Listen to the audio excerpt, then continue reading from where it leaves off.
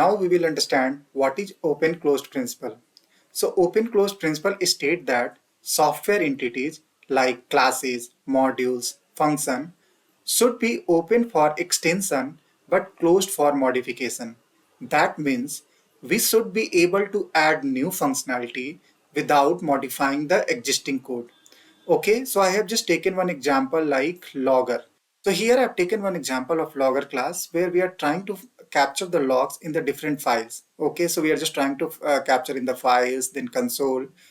But what is happening here? We are just violating the open close principle. So suppose like right now I'm just capturing for the log to file and log to console. After some days, like I have to capture in the database, right? So again I have to write one method here and then I have to write the logic to capture in the database, right? So this is violating the open close principle. So how we are going to resolve that? We will use interface to resolve that. Okay, so I have created one interface here, iLogger. Inside that I have created one method, or you can say, right, signature like log.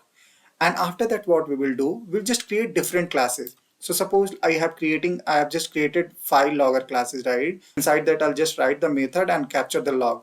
Similarly, we can write for the console log also, right? We can create a console log class, and inside that, I'll just implement the log. Okay. Similarly, like suppose I need to capture in the database, right? So again, I'll just create one database method here, and inside that, I'll use this interface, and inside that, I'll write a method to capture the log. Okay. So let's go to the code, and then I'll show you.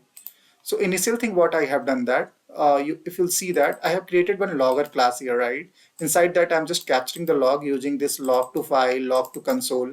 So suppose again I have to capture in the database, then I have to write one another method here, right? So this is not correct. So for that what I have done, I have created one logger.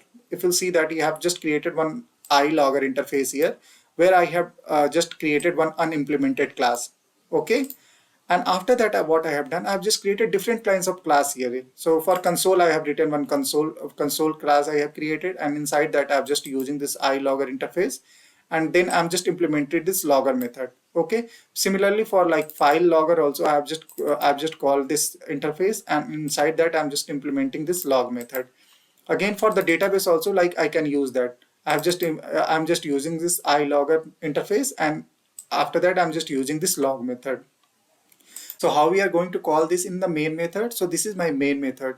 So here what I have done, I have just created one instance of the logger class, right? So I'm just calling this file logger, right?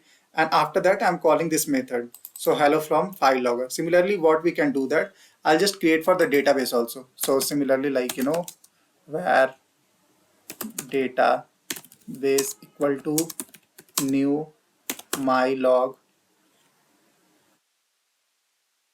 library dot database logger, and after that using this database I can call this.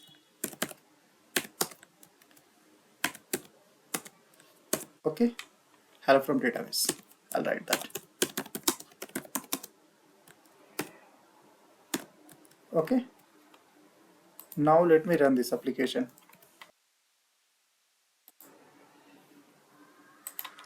So now you can see the output, right? Hello from the file logger and hello from the DB. Okay, so what I have done here, I'm just passing the input here, and if you'll see that, if you go to the database, right? So whatever like input is coming, I'm just showing this. I'm just showing in the login to the database. So this is open close principle.